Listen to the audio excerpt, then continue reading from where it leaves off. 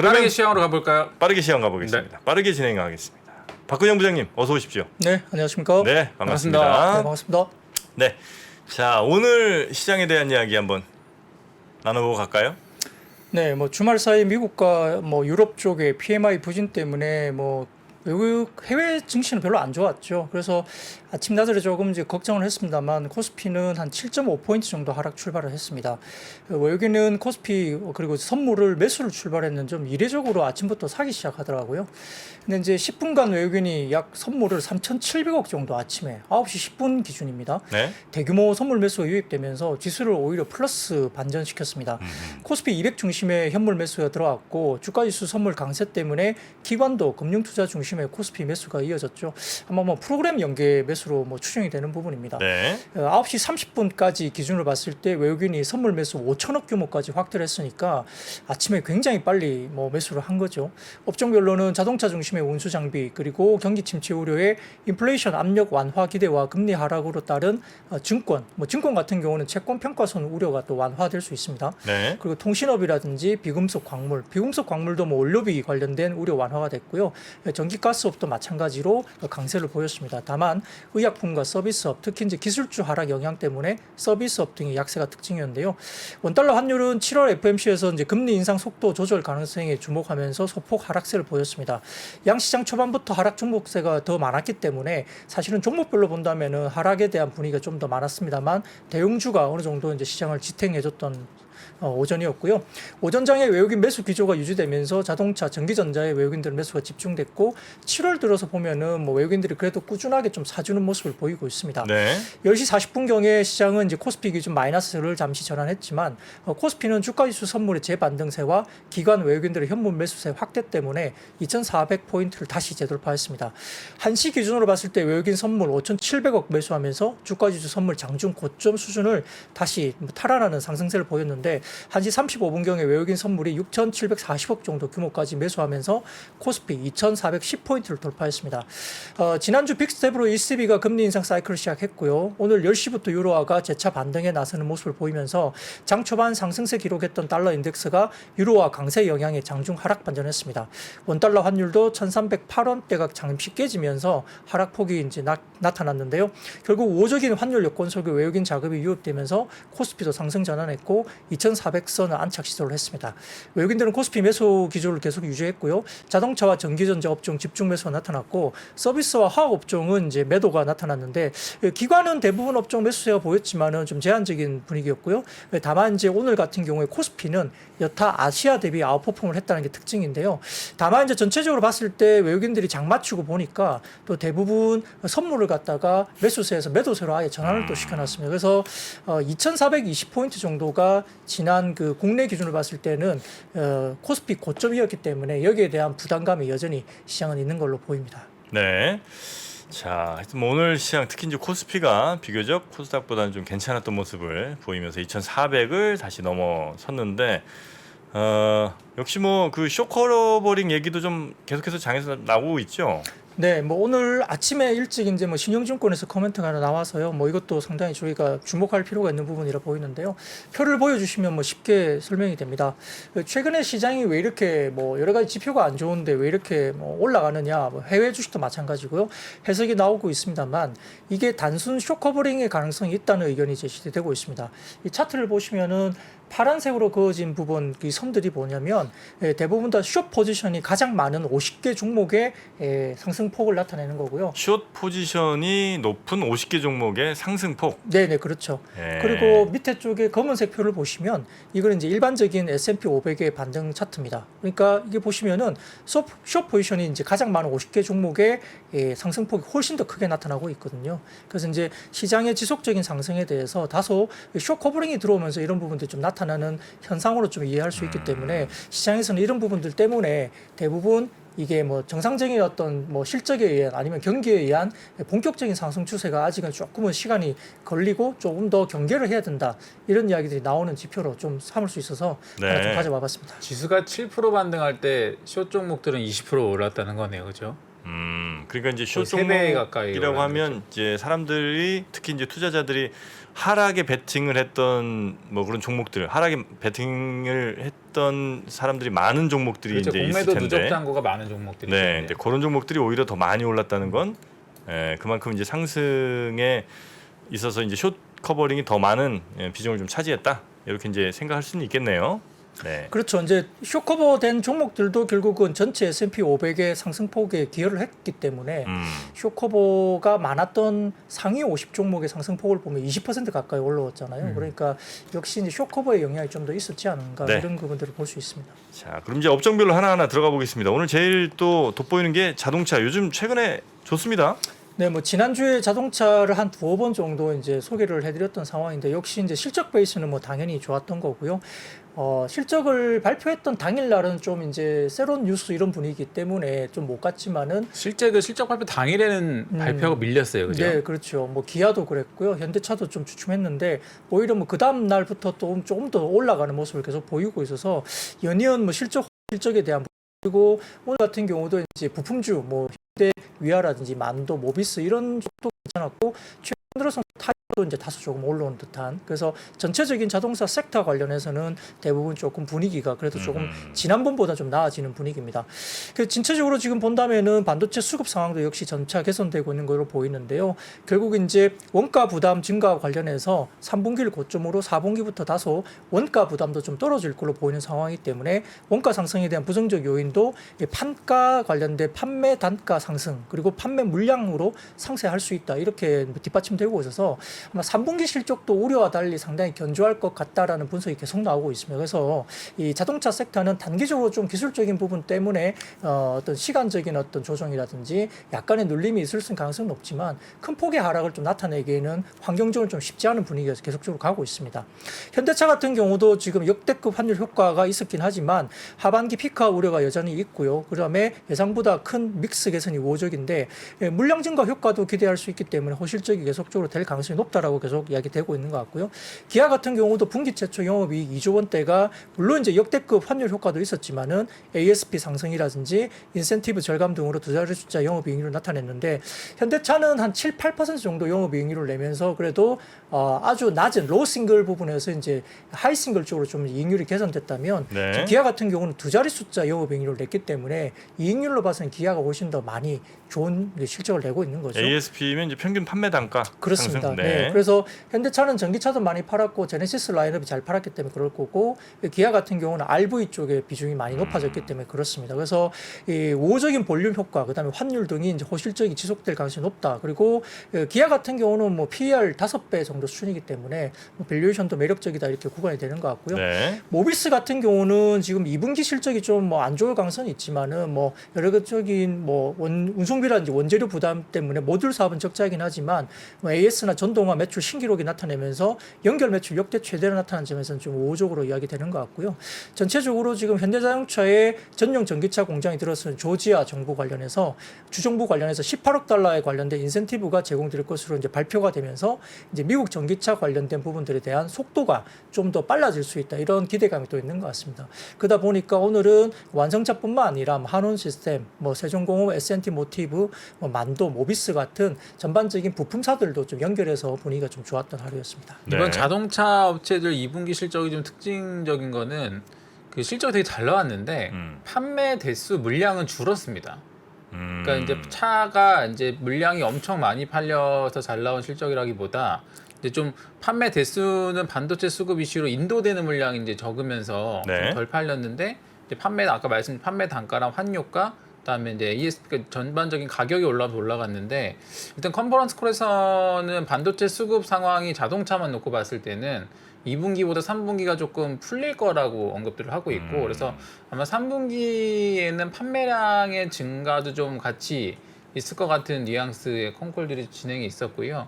실제 뭐 주변에 봐도 제 주변에 카니발 대기하고 있는 지인들이 몇 분 계시는데 지금 그 딜러가 언급해주는 대기 개월수가 점점 줄대요. 맨 처음에 네, 1년이었다가 기존에 거의 뭐 1년 가까이 기다리다가 네. 최근에 뭐 6개월 안쪽으로 뭐 대기 나왔다고 하는데 어쨌든 그런 것들이 실제 뭐 업체 입장에서는 인도분의 물량 증가 효과가 있을 수 있기 때문에 전체적으로 상반기가 ASP가 포인트였다고 하면 하반기에는 어느 정도까지 추가 회복될 거냐, 네. 이게 좀 제일 관건이 되지 않을까 싶습니다. 네. 자, 하여튼 자동차가 최근 들어 하여튼 분위기가 굉장히 좋은, 그리고 또 좋은 뉴스들도 많이 좀 나오고 있는 그런 상황인 것 같고요. 그다음 섹터 어디 볼까요? 네, 원숭이 두창 관련주가 여전히 오늘 좀 움직였는데요. 뭐 계속적으로 돌면서 이제 테마성으로 계속되는 것 같습니다. 지금 WHO가 전 세계 74개국으로 확산된 원숭이 두창 감염 사태에 대해서 이제 국제적 공중보건 비상 사태 선언을 했다. 이게 뭐 발표되면서 이제 오늘도 좀 주목을 받았는데 그 사례를 보면 표를 좀 가져왔는데요. WHO에서 역대적으로 국제적 공중보건 비상사태 선언 사례가 있습니다. 이게 숫자로 보면은 총 7차례 정도 됩니다. 그래서 2009년도에 신종 인플루엔자, 14년에 소아마비 바이러스, 14년 8월에 에볼라 바이러스 등등 이제 지카 바이러스 등등 이렇게 있는데요. 사실 우리가 살면서 이제 한국에서만 놓고 보면 와닿는 게 사실은 코로나하고 뭐 그 외에 따로 크게 있나요? 신종 인플루엔자 이것도 조금 신종플루가 예, 좀 와닿고. 우려였는데 실제 이제 걸렸던 분들은 많지는 않았던 거고요. 네, 네, 그렇죠. 그래서 실제 지금 WHO가 뭐 이렇게 국제적 공중보건 비상사태 선언이 이렇게 제목만 듣고 보면 굉장히 뭔가 큰 뭔가 벌어진 것 같은 느낌의 뉘앙스를 받을 수는 있지만 우리 일상생활에서 느끼기에는 사실은 뭐 신종 인플루엔자나 코로나 뭐 이 정도 빼고 나면 에볼라나 뭐 소아마비, 지카 바이러스 이게 네. 저희가 그렇게 싹 와닿지는 좀 않는 뭐 케이스일 수도 그렇죠. 있습니다. 안 그렇기 와닿다 때문에 보니까 2020년 1월에 코로나 때 사실은 그렇게 막 공포스럽지 않았는데 네, 그렇죠. 맞아요. 1월에는 네. 좀 덜 네, 공포스러웠어요. 그러다가 이제 정말 어마어마한 사태로 발전이 됐고 그러다 보니까 이제 이번에는 바로 선언하자마자 너무 좀 겁난다는 분들도 좀 많이 계신 것 같긴 하고요. 네, 그게 이제 생각보다 대자뷰가 이슈가 좀 오래 가는 것 같아요. 그렇죠. 원래 입장은. 코로나 때 이제 이거 감기 수준이다, 뭐 감기 중에 하나다 이렇게 처음에 생각했다가 그게 막 봉쇄로 들어가면서 이제 뭐 경기가 막 이렇게 약간 정말 안 좋아지고 막 이런 게 실물 경제에 영향을 미치니까 네. 이 관련된 이 부분도 이제 뉴스가 나오니까 이제 경계를 할 수밖에 없는데요. 그 다음에 이제 원숭이 두창 관련된 표를 보여주시면은 이게 이제 확진 사례가 계속적으로 올라가는 모습을 사실 경계할 필요는 있겠습니다. 지금 전 세계 확진자가 72개국에 16,000명으로 증가하고 있고요. 스페인이 뭐 3,100명, 미국이 2,300명, 그다음에 독일이 2,200명, 영국이 2,100명, 프랑스가 1,400명. 그 확진자 수 상위 5개국이 그렇습니다. 그다음에 네덜란드, 브라질, 캐나다, 포르투갈이 700에서 500명대인데 뭐 계속적으로 올라가고 있는 모습은 분명히 맞습니다. 대륙별로 보시면 다음 표도 보여주시면요. 뭐 아시아 쪽은 좀 별로 그렇게 보이지 않고요. 다른 쪽에 대륙 쪽에 좀 많이 벌어지고 있죠. 그래서 전체적으로 지금 우리나라 같은 경우도 이제 약간의 뭐 확진자 수가 나오고는 있긴 하지만은 뭐 이게 사실 이제 어떻게 갈지는 잘 모르겠어요. 근데 더 많이 갈지 그리고 백신이 아예 없는 건 아닙니다. 그런 부분들 때문에 너무 관련해서 이게 뉴스가 가지고 뭐 비상사태 선언 이것 가지고 사실은 주가 플레이를 한다는 것이 다소 좀 제가 보기에는 좀 과하지 않느냐 생각도 들고 우리나라는 도대체 어디 있는 거예요? 왜 이렇게 우리나라는 작게 그렸어? 거의 잘 덜 안 걸린 보이죠. 거죠? 네. 아니 덜 걸린 걸 떠나서 지도에 있긴 있어야 될 거 아니에요. 네, 오른쪽 오른쪽에 있잖아요. 있습니다. 예. 노란색 노란색 쪽에 있습니다. 오른쪽도 맨 노란색 끝에. 쪽에. 잘 안 보이는데 나만 안 호주에서 위로 쭉 올라가시면 예, 호주에서 바로 위로 북쪽으로 그대로 올라가시면 노란색 끄트머리에 한국이 보입니다. 보이나? 아 그렇습니까? 네네. 아, 제 눈이 그래서 안 이제 좋은 뭐 모양입니다. 10명 네. 미만 정도로 노란색이 이제 보이는 것이 10명 미만 정도인데 아무튼 이게 글로벌리 확산이 좀 안 됐으면 하는 바람이고요. 어쨌든 간에 이제 이게 국제적 공중보건 비상사태 때문에 주가가 급등을 한다는 것이 사실은 조금 주가로 봐서는 주식으로 봐서는 조금 과한 반응으로 좀 볼 수 있겠죠. 그래서 네. 이런 부분들을 감안한다면은 지난번에도 이제 그 이야기가 나왔었는데요. 저기 이런 우리 뭐 지도야? 네, 코로나가 네. 이제 다시 재확산되거나 뭐 원숭이 두창 뭐 이것 때문에 만약에 실적이 굉장히 올라오고 있는 뭐 리오프닝 쪽이 오히려 주가가 많이 안 좋아진다면 좀 고민해 볼 필요가 있다. 이렇게 저희가 이야기를 지난주에도 한번 했었던 기억이 있는데요. 이 비상사태 선언과 관련된 부분은 좀 경계는 분명히 해야 되겠습니다만 그래도 이것 가지고 이제 뭐 다른 쪽에 이쪽에 관련된 투자를 과감하게 뭐 이쪽으로 내가 신규로 들어가겠다. 이것은 좀 지양할 필요는 있겠습니다. 네. 찾았습니다 우리나라. 네. 아까 PD님이 친절하게 그 섬처럼. 우리나라 위치에다가 정 대표님 사진을 네. 원숭이 두창 관련해서 뭐 몇몇 회사들이 또 움직인 것 같고요.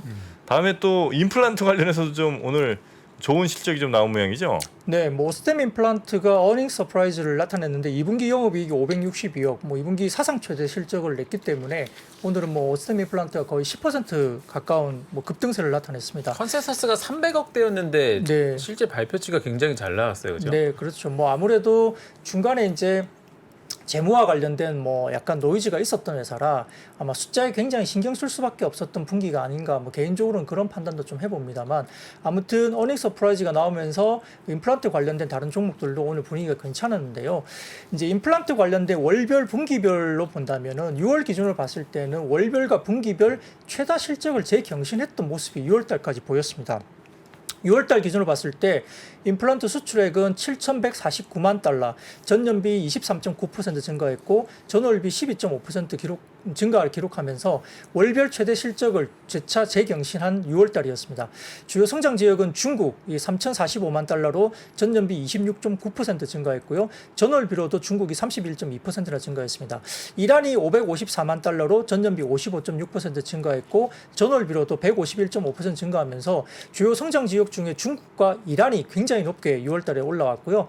그다음에 최근 7월달 열흘간 영업일수 6일간의 임플란트 잠정 수출 데이터에 대한 수출 둔화 우려가 사실은 월 초에 있었습니다. 근데 이게 그때도 이제 탁프로님도 말을 했지만은 이게 매 월 단위, 주 단위 뭐 이렇게 꼭 할 필요가 있느냐. 그리고 어떤 종목이나 섹터나 아니면 회사마다 이제 월 초에 뭐 매출이 잡힐 수도 있고 월 중간 아니면 월 말에 이제 잡힐 수도 있는데 이걸 갖다가 주 단위로 해가지고 마치 이제 약간 착시 효과 비슷하게 어떨 때는 좋아 보일 수도 있고 어떨 때는 어닝 쇼크가 나올 것처럼 이제 이렇게 실적 둔화에 대한 우려를 할 수 있는 숫자도 나올 수 있는데 네. 이게 조금 이제 약간의 가변적인 거죠. 그래서 그 7월 열흘간 영업일수로 따지면 6일 동안의 임플란트 잠정 수출 데이터가 약간 수출 둔화에 대한 숫자가 나왔었거든요. 그래서 그게 이제 우려가 반영되면서 뭐 단기 대응으로 이제 임플란트가 좀 안 좋았던 뭐 국면도 있었는데요. 2분기 임플란트 수출량이 1.9억 달러 정도면서 사상 최대인 상황이기 때문에 7월 초반 수출 데이터 추세가 이것을 이제 말씀드리면 수출 둔화를 대변하기 좀 어렵다 이렇게 저희가 분석하고 있습니다. 그래서 2분기 대비 3분기는 상대적으로 비수익이긴 하지만 2분기 수준과 유사할 가능성이 좀 높다고 저는 보고 있고요. 주요 임플란트 3사는 중국이나 러시아, 이란 등에서 아주 고무적인 성장세가 계속적으로 확인되고 있다는 점에서는 아직까지는 좀 더 끌고 가도 되는 섹터가 아닐까. 그리고 저희가 보더라도 아직까지는 임플란트 보급률이 그렇게 높지 않기 때문에 길게 본다면은 뭐 성장세는 아직은 남아있는 시장이다 이렇게 볼 수는 있겠습니다. 네. 이게 그 오늘 오스템 임플란트 뭐 실적에 대한 코멘트 내일 또 레포트 나오겠지만 제가 보면서 좀 안타까웠던 거는 이게 실적이 잘 나오면은 잘 나온 것 자체로 시장이 분석을 하고 뭐 열광을 해야 되는 실적인데 이게 정말 그 기업의 어떤 회계 정책이나 컴플라이언스에 대한 문제가 되게 중요하다고 생각하는 게 이게 한 번 너무 큰 횡령이란 사태를 맞이하다 보니까 이제 어떤 숫자가 나와도 일단 투자자들이 의심부터 하고. 의심을 좀 하게 네. 되는 뭐 이런 현상이죠. 그래서 보통 저희가 그 기업을 밸류에이션 할 때 기업의 시가총액이라는 게 벌어들이는 이익에 이 회사의 멀티플을 몇 배 줄 거냐 이렇게 되는데 보통 이제 지속 가능한 이익을 보여주는 기업들은 똑같이 500억을 벌어도 네. 뭐 15배, 20배 그 이상의 밸류에이션을 주는 경우들도 있거든요. 근데 이제 이 좀 뭔가 지속될 거라는 의문감이 머릿속에 계속 있다 보니까 계속 이제 뭔가 이제 실적이 나올 때마다 좀 의심을 하게 되고 네. 혹시 또 2분기, 3분기 잘 나오다가 4분기에 뭐 1년의 비용을 한꺼번에 떨진 않을까 이런 우려들 계속 하는 게 뭐 뭔가 어쨌든 이 기업을 경영하시는 분들 입장에서는 어쨌든 투자 시장에서 조금 더 제대로 평가받기 위해서 좀 꾸준한 컴플라이언스 정책이나 뭐 이런 것들이 좀 뭐 기반이 돼야 되지 않을까. 네네. 오늘 실적 발표 보면서 뭐 잘 나온 건 좋은 건데 좀 안타까운 마음이 좀 강하게 네. 들었습니다. 기업들이 뭔가 실적 혹은 뭐 혁신, 투자 이런 거 지표로 정말 믿고 투자할 수 있는 시대가 좀 됐으면 좋겠는데 여전히 그렇죠, 네. 그게 좀 쉽진 않은 것 같네요. 사실 그게 뭐 지금 한국 시장의 디스카운트의 가장 큰 뭐 요인이라고 뭐 분석되고 있는 거죠. 네.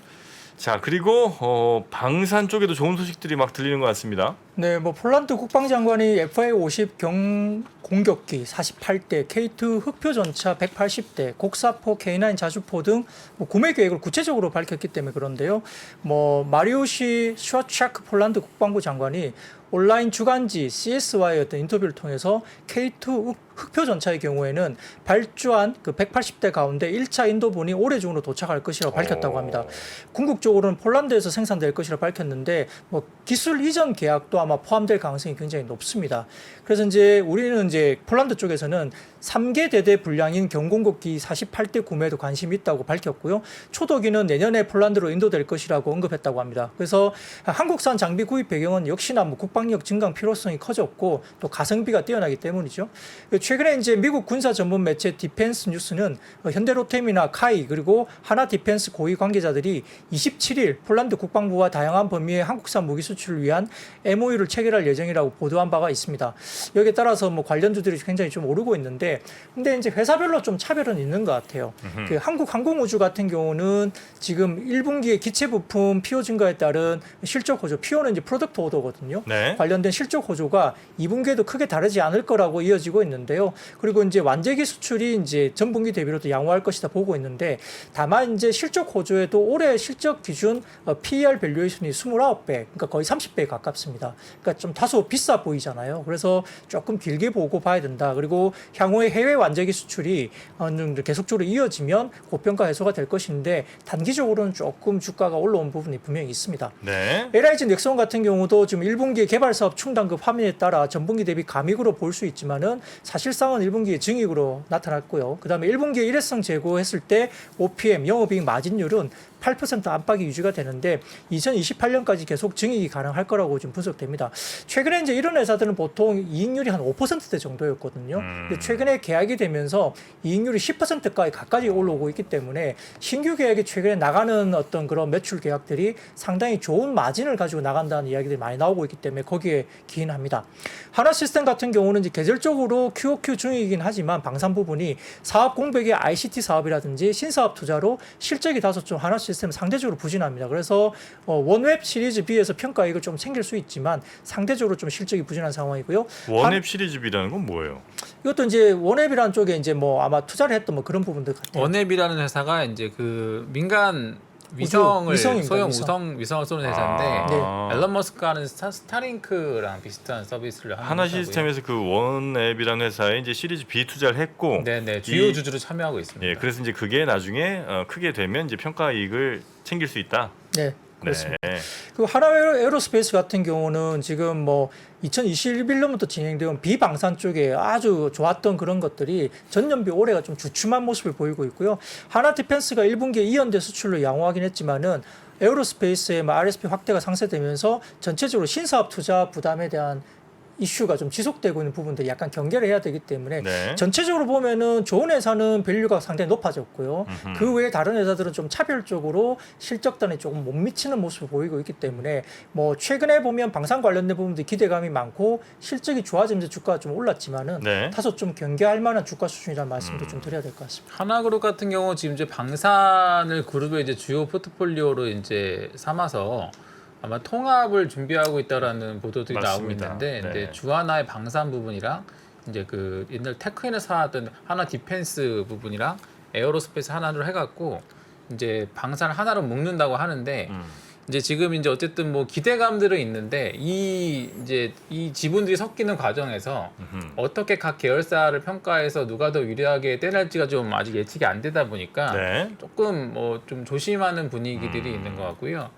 방산 섹터가 올해 굉장히 이슈가 많은데 아마 27일 날 인도네시아 대통령의 방한 일정이 예정이 돼 있는 것 같아요. 네. 또 이제 그 인도네시아 같은 경우가 이제 우리나라랑 이제 전투기 훈련기 사업을 굉장히 크게 하고 있는 KF-20이라는 사업이 있는데 뭐 고맘때쯤에 또 시장에서는 인도네시아와 뭔가 이제 기존에 언급되던 주요 이슈들 현안에 대한 뭐 이벤트가 있지 않을까를 좀 기대하는 것 같은데 전반적으로 뭐 육상, 해상, 뭐 공군까지 해서 방산 쪽에는 올해 굉장히 좀 대형 이벤트들과 수주 흐름들은 좋은 상황인 것 같습니다. 네.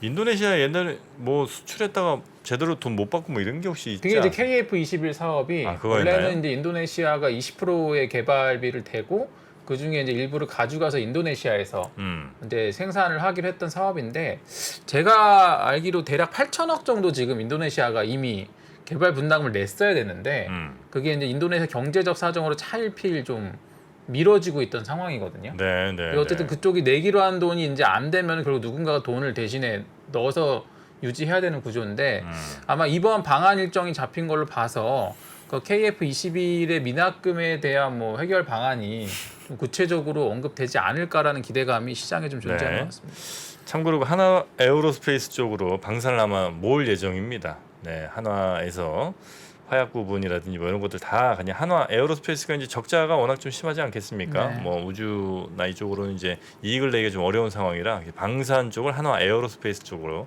다 모으는 걸로 방향은 대략적으로 결정된 게 아닌가 하는 추측 기사들이 좀 나오고 있습니다. 고맙습니다. 네, 감사합니다. 감사합니다. 네. 아, 이거 그 방송 시작할 때 이렇게 고인물 말씀하셨는데 좀 제가 신경이 많이 쓰이네요. 얼마 고이지도 않았어요, 그죠? 이제 막 차고 계신 물이죠, 이제 네, 부장님께서는 이제. 오래 안 되셨잖아요. 네. 자, 네. 그리고 가득 또 차실 겁니다 앞으로. 다른 업종은 또 어디요? 네, 오늘 이제 OCI가 좀 많이 빠졌죠. 그러니까 폴리실리콘 관련 업체가 조금 이제 오늘 좋지 못했고요. 오히려 이제 뭐 모듈 쪽은 또 올랐어요. 그래서 이제 그런 부분들 좀 설명을 드리고 싶은데 지금 그 블룸버그에 따르면은 중국 정부가 직접 나서서 태양광 폴리실리콘 가격이나 유도를 할 예정이라고 기사가 나왔던 걸로 보입니다. 이와 관련해서 이제 중국의 왕보화라는 태양광 산업협회 회장이라고 있습니다. 이 사람이 중국 정부가 이 문제를 조정하기 위해서 관련 부서와 협의하고 있는데 큰 진전이 있었다라고 언급을 하고 있습니다. 그 왕 회장은 가격 문제가 우리 산업에 심각한 영향을 미쳤다면서 올해 상반기 업계 최고의 화두였다라고 말을 한 걸로 밝혀지는데 최근 폴리실리콘 가격 급등 요인은 신장 내에서 폴리실리콘 생산자들의 정기 보수라든지 주요 한국 파업으로 인한 공급량 감소 이런 게 원인이었고 또 미국 같은 경우는 이제 중국산을 쓰지 않는다 뭐 이래가지고 여러 가지 또 논란도 많이 있었습니다만 다만 이제 아직까지 규제와 관련된 디테일 관련해서는 시장에 나온 내용은 전혀 언급되지 않습니다. 10년 내 최고가를 기록하고 있는 폴리실리콘 가격이 이제 태양광 설치 수요 확대에 사실은 뭐 최대 리스크다 이렇게 중국 정부에서 이제 생각을 하고 있는 것 같고요. 중국 정부는 2022년 설치량을 90에서 100기가와트 수준으로 전년에 55기가와트 이제 대비해서 2배 가까이 확대를 하는 움직임이 나타내고 있는데 하반기에 이제 중국 업체들의 폴리실리콘 신공장 가동이 본격화되는 것과 맞물려서 가격이 피크아웃 할 수 있다라고 이제 시장이 분석한 것 같아요. 그래서 오늘 OCI가 급락을 나타냈는데 마침 이제 폴리실리콘 증설이 하반기 특히 이제 4분기에 몰려 있다고 합니다. 그래서 가격의 안정화도 예상되고 있는 상황이라 폴리실리콘 업체인 OCI가 상당히 좀 영향을 받았고요. 중국 정부식의 어떤 그런 강력한 정책 리더십이 에너지 전환 시대에 가장 효율적인 제도이기 때문에 아마 이런 부분들이 이제 프로젝트가 이연되던 어떤 업체들이 하반기에 설치 수요가 상당히 또 확대될 수 있다 이렇게 예상이 되면서 폴리실리콘 업체의 OCI는 좀 빠지고요. 모듈 사업을 하는 회사는 또 오늘 좀 올라가는 그런 모습을 보였던 하루였던 것 같습니다. 모듈 네. 업체들은 이제 폴리실리콘을 원료로 사다 쓰는 업체들이죠. 그렇죠. 네, 그러니까 이제 폴리가 빠진다고 베팅하니까 이제 스프레드가 좀 벌어질 걸로 아마 예상들을 해서 오늘 이제 모듈 업체들은 대부분 상당히 강한 시세를 보여줬더라고요. 네. 자, 태양광 관련된 이야기 좀 들어봤고요. 그리고 그 뭡니까? 빗썸 인수 관련해서 이 가상화폐 이쪽 시장이 굉장히 좀 움직인 것 같습니다. 네, 뭐 오늘 이제 22일 날이죠. 현지 시간으로 외신에 따르면은 미국의 30세 억만장자 샘 뱅크먼 프리드가 이끄는 가상화폐 거래소인 FTX가 한국의 코인 거래소 빗썸 인수를 추진 중이라고 밝혔는데요. FTX 측에서 이제 제시한 매각가가 4조 원대로 김현장 로펌을 통해서 협상 마무리 단계이다 이렇게 뉴스는 나왔습니다. 다만 이제 빗썸 관계자는 뭐 현 단계에서 어느 것도 확인해 줄 수 없다 밝혔는데 뭐 당연하겠죠. 계약서 찍은 게 아니니까요. 그런데 이제 다만 모 이제 증권사 애널리스트를 통해서 코멘트가 장중에 나오기도 했는데 현재로서는 이 관련된 것은 뉴스는 무산된 이벤트라는 의견이 사실 장중에 또 코멘트가 하나 나왔습니다. 그래서 어떤 게 맞는지 모르겠지만 그 해당 그 증권사 애널리스트에 의하면 올 초부터 뭐 FTX랑 얘기가 진행되다가 사실은 중단된 사안인데 기사가 다소 좀 뒤늦게 나온 상황으로 코멘트가 있었고요. 과거에도 네이버나 넥슨, 그다음에 위메이드, 뭐 JPM 등 빗썸 인수수는 상당히 많았는데 회사도 매각 의지는 있지만은 가격을 너무 이제 높게 부르다 보니까 계속 무산된 케이스였다 이렇게 말을 했고요. 참고로 이제 뭐 거래소들 밸류는 빗썸은 상반기에 4조 원 딜을 거절했다고 하고요. 두나무는 장외 7.6조 원 그리고 2월 마지막 체결 기준으로 코빗은 3,500억, 코인원은 3,000억 정도 밸류로 받고 있다고 하는데 여기에 따라서 뭐 비덴트나 위지트, 인바이오젠, 티사이언티픽 그다음에 우리기술투자 등이 이제 강세를 보였는데요. 비덴트의 2대 주주인 초록뱅 컴퍼니와 비덴트의 관계사인 버키 스튜디오도 시장에서 부각을 나타냈습니다만 이 매각 관련된 이슈는 지금 구체적으로 진행되고 있다는 쪽도 있고 사실은 예전에 진행됐던 이야기를 뒤늦게 기사가 나왔다 이런 코멘트도 있기 때문에 어떤 것이 맞는지는 좀 불확실한 상황입니다. 네, 이런 불확실한 것들에 아무래도 이제 또 투자자분들은 또 혹하기가 좀 쉽잖아요. 왜냐면 확실해지면 이제 이미 가격이 다 반영이 돼 있으니까. 그렇죠. 이런 거에 투자할 땐 좀 조금 더 조심해서 보수적으로 갈 필요는 좀 있겠네요. 그렇죠. 아무래도 뭐 뉴스 플로 네. 특히 최근장이 뭐 소위 뭐 기사가 났는데 단독이란 이름으로 뜨고 시세를 만들어 놓고 그 다음에 기업이 해명하고 그 다음날 다시 빠지고 뭐 이런 지금 시세들이 뭐 비일비재라서 네. 사실 뭐 그런 것들은 뭐 늘 주의가 필요한 플레이죠. 네. 네네. 요새 특히 더 많은 것 같아요. 뭐 시장이 좀 안 좋다 보니까 더 이런 거에 혹하는 경우도 많은 것 같기도 그렇죠. 하고요. 네네. 네. 자, 그리고 엔터 쪽에 뭐 어마어마한 경쟁이 또 예고되고 있습니까? 네, 뭐 8월 달은 그야말로 걸그룹 대전이 시작되는 달이다 생각하시면 됩니다. 네. 더군다나 하이브 같은 경우는 뉴진스. 뉴진스? 네, 새로운 그룹 이름이고요. 아니, 르세라핌부터 안 합니까? 네, 르세라핌은 완전히 이제 지금 좀 별로 이야기가 안 나오고요. 그 지금 뉴진스를 아주 강하게 밀고 있는데 네. 그 해당 멤버는 김민지, 한희, 다니엘, 혜린, 이혜인인데 제가 나이를 보고 깜짝 놀랐습니다. 그 이혜인이라는 그 멤버는 14살. 그리고 김민지 멤버와 한이라는 멤버는 18살. 뭐 중간에 17, 16 이렇게 있는데요. 네. 이 뭐 이 나이에 대해서 정말 이렇게 뭐 시장에 나와서 어떤 아티스트로 활동을 한다는 게 정말 대단하다 생각이 듭니다. 그래서 뉴진스가 굉장히 뭐 이렇게 뉴진스를 낸 프로듀싱이라 그럴까요? 그 한 사람이 뭐 예전에 그 소녀시대부터 해서 꾸준하게 굉장히 히트를 SNS에서 히트를 시켰던 대표가 이제 이 부분을 이제 어렌지 했다 이렇게 해서 좀 굉장히 스포트라이트를 많이 받고 있는데요. 민희진이라는 프로듀서께서 그러니까 소녀시대부터 SM에서 히트했던 걸그룹들 거의 대부분 관여를 하셨고 민희진 씨가 네, 또 엑소 같은 거 초기 곡들 컨셉에도 관여하셔갖고 엑소는 으르렁 아닙니까? 그렇죠, 네, 네. 예. 그래서 이제 으르렁, SM에서 네. 히트했던 아이돌들 대부분 관여했던 분이 이제 하이브 쪽으로 신규 레이블이 영입이 돼서 하이브로 넘어와서 처음 기획해서 발표하는 그룹이거든요. 네. 그래서 워낙 과거에 히트했던 이력이 화려했던 분이라서 그분에 대한 기대감이 상당히 좀 많이 반영이 되고 있는 것 같습니다. 네, 뭐 이제 초동 반응은 굉장히 괜찮은 것 같아요. 저도 이제 뮤직비디오를 아직 못 봤는데 이름이 어텐션인가 뭐 그렇다고 하는데 네네. 못 봤는데 그 굿즈 같은 경우도 이제 한 22,000원짜리 동그란 CD 케이스의 가방 옆으로 매는 크로스 가방 같은 게 있는데 되게 예쁘긴 하더라고요. 굿즈까지도 한정 판매로 팔고 있고 뭐 이렇게 약간 다국적이에요. 베트남 멤버도 있고, 그 다음에 약간 이중, 한국과 어디더라, 호주인가 어디 이제 국적을 가진 친구도 있고 그런데 상당히 좀 뭐, 나름대로 이제 그 나름 매력을 가진 친구들이 이제 모이는 건데, 네. 나이는 되게 14세까지 있으니까 저도 좀 깜짝 놀랐지만은, 아무튼 분위기가 괜찮고, 진스, 이게 이제 청바지란 뜻이거든요. 네. 뉴진스라는 게. 그래서 이제 이게 뭐, 전체적인 컨셉이 늘 함께 가까이 있고 편안하게 할 수 있는 뭐 그런 개념으로 뉴진스라는 이름을 지었다고 하는데요.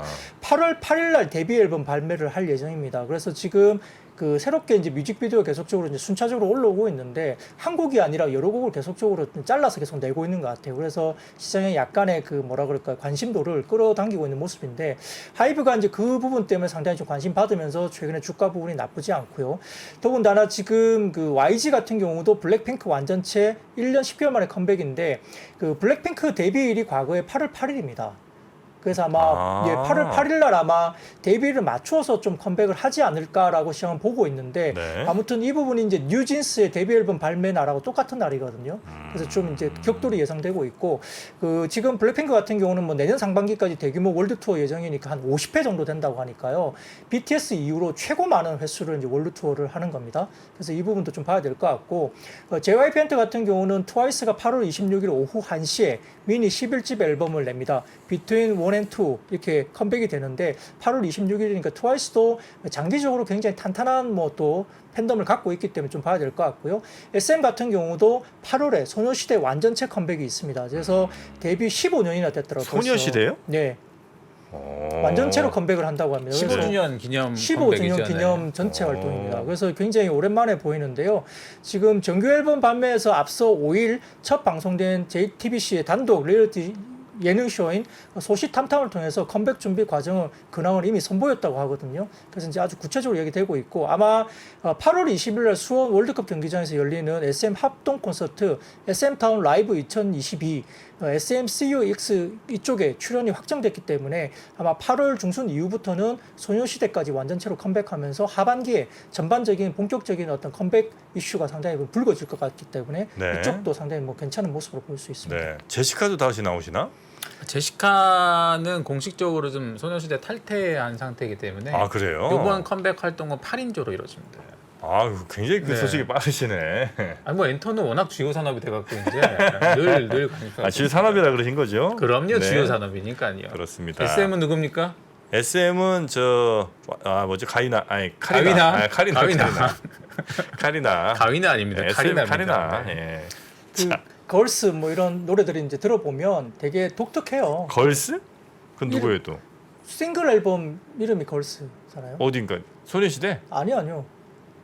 누구요? 카리나. 카리나. 예. 아 카린 예, 예, 정확하게는 에스파의 예. 컴백. 에스파의 아, 이제 그렇지. 걸스인데 그 정도는 아. 그 컬러링으로 해놓으셔야죠. 예, 저 산업이니까. 네. 그렇죠, 주요- 산업이니까요. 예, 주요 주요 산업입니다. 산업이니까요. 네, 근데 고맙습니다. 보면 이제 최근에 굿즈까지 같이 들어가면서 사실 진짜 소비를 많이 하고 있는 것 같긴 해요. 아직까지는. 자, 이 엔터 얘기는 이 정도로 마무리할까요? 좀 어색하시나요? 해봐야 저는 좀 아닌 것 같습니다. 빠르게 넘어갈까요? 네, 다음 섹터 넘어가겠습니다. 어디입니까? 네, 역시 이제 2차 전지 전기차 쪽인데요. 아까 말씀드렸듯이 이제 미국 조지아 주정부가 현대차에 대해서 2조 3,580억 규모의 인센티브 지원안 확정이 됐기 때문에 뭐 현대차의 공장 건설 계획이 이제 속도를 낼 것이다 전망되고 있는데 이 미국 쪽에 현지에 공장 건설하면은 가장 큰 수혜주는 사실은 현대 위아입니다.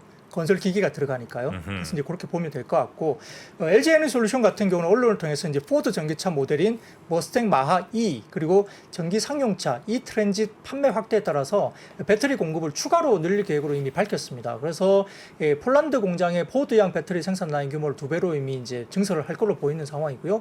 SK 온도 이제 에코포르 BM이 미국 완성차 업체인 포드와 손잡고 북미에 배터리 양극재 생산 시설을 구축하는 소식도 들렸습니다.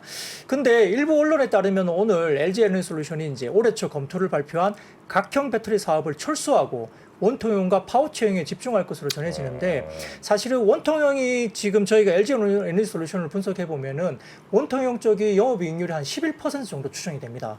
그리고 파우치형이 한 2에서 3% 정도 추정이 되거든요, 이익률이. 근데 이제 각형은 좀 그러지 못할 가능성이 있어요. 그러다 보니까 최근에 이제 각형 배터리 개발인은 대부분이 다른 부서로 전진 배치된 것으로 알려지고 있고 또 최근에 이제 경제 환경 악화, 그 다음에 투자비 급증 때문에 애리조나주 관련된 건설 예정이었던 뭐 원통형 배터리 신규 공장 설립도 약간 재검토 이슈가 사실 있었잖아요. 네. 그런 부분 때문에 각형 배터리까지 포트폴리오를 늘리는 것이 상당히 좀 부담이 됐을 것이다라고 이제 시장이 분석을 하고 있습니다. 그래서 이제 이런 부분들이 이어지면서 결국은 이제 영업이익률이 가장 그래도 높은 원통형 쪽으로 좀 집중되는 경향이 좀 있고요. 그 소재 부분들도 대부분 다 원통형 쪽으로 좀 집중되는데 예를 들어서 뭐 TCC 스틸이라든지 상신 EDP, 그다음에 신형 SEC, 그다음에 LNF 이런 쪽에 관련된 원통형 밸류 체인들이 상대적으로 좀 주가 추이가 상당히 좀 네네네. 견조하다 이렇게 말씀드릴 수 있겠습니다. 그래서 제가 이게 그 2차 전직 한참 막 그 각광을 받을 때 우려했던 부분이거든요. 결국 네, 어떤 부분이죠? 2차 전지의 어떤 그 형태를 완성차 업체가 바라는 대로 갈 수밖에 없지 않겠느냐. 예를 네. 들면 그 전까지는 이제 배터리 3사가 워낙 이제 강력하다 보니까 배터리 3사가 그 어떤 모듈을 이제 정해줄 거고 그게 맞는 차 거기에 맞는 이제 자동차 디자인을 할 거다 설계할 거다 이런 이제 얘기가 많았거든요. 네. 하지만 정프로는 그렇게 생각하지 않았었습니다. 아니다. 강력한 자동차 메이커 혹은 일부 뭐 자동차 메이커들이 자기들이 원하는 형식의 배터리를 주문할 거고 그럼 그 주문된 대로 생산할 수밖에 없다. 이렇게 되면 당연히 그들의 어떤 그러니까 2차전지 만든 회사들의 수익성은 악화될 수밖에 없다. 그래서 정프로는 그 예측을 했잖아요. 증거 있습니까? 증거는 1년 전쯤에 네. 제 방송 잘 찾아보시면 네. 나올 거. 어쨌든 메이커들이 자동차들의 힘이 점점 세질 거다. 그렇죠, 그런 그렇죠. 예측인 거죠. 예, 네. 거기에 과연 어떤 우리 대응이 가능하겠느냐. 그 전까지만 해도 아이 무슨 소리야. 배터리 만드는 회사들이 갑일 거다. 이런 얘기들 많았거든요. 그렇죠. 하지만 정프로는 과연 그럴까요? 의문을 제기했었죠. 그 의문이 지금 현실화되고 있습니다. 탁월하십니다. 네. 근데 이제 고맙습니다. 원통형이 왜 이제 중요한 이슈가 되고 있냐면 기존에 2170 배터리도 있고 4680 원통형이 나오고 있는데 이게 수율 문제가 있습니다. 원통형 수율을 좀 맞춰야 되거든요. 음흠. 그 부분이 좀 어려운 부분이 있는데 다만 이제 원통형 배터리로 개발이 되면은 기존의 그 습식 공정에서 건식 공정으로 바뀌는데요. 그러면 이제 뭐 드라이 챔버라든지 여러 가지 지금 장비들이 빠지게 되고 공간도 여러 가지 부분에서 상당히 좀 이렇게 단축이 되다 보니까 시간이나 여러 가지 규율 면에서 이제 상당히 좀 많이 이제 뭔가 이게 줄어드는 것 같아요. 그러다 보니까 원가율이나 이게 가격이 한 20% 정도 가격을 낮출 수 있는 기술. 그러니까 효율성은 훨씬 좋아지는 배터리를 만드는데 가격이 20% 정도 줄어드니까 LFP와 경쟁할 만하다 이렇게 나올 수 있는 거거든요. 네. 그리고 이제 지금 테슬라가 이제 또 원통형 배터리를 또 쓰고 있으니까 시장이 또 열린다 보는 건데 아까 말씀드렸듯이 이제 1차적으로는 수율 문제는 아직 남아 있다는 거고요. 두 번째로는 이렇게 원통형 배터리가 주가 되면은 기존의 그 2차 전지 장비 업종들 가운데 이 습식 공정으로 갔던 이런 들어가는 아까 말씀드렸던 뭐 드라이 챔버라든지 이런 관련된 장비들이 안 들어갈 수도 있잖아요. 그러니까 장비주들에 대한 변화도 좀 있을 수 있어서 그 부분도 저희가 스터디를 조금 더 해볼 필요는 있겠습니다. 네. 근데 LG 에너지 솔루션은 이거 저 보호예수 물량 요거 이슈도 좀 있죠 지금. 네, 표 딱 한 표로 보여주시면 가장 편하게 보입니다. 뭐 띄워주시면 될 것 같은데요.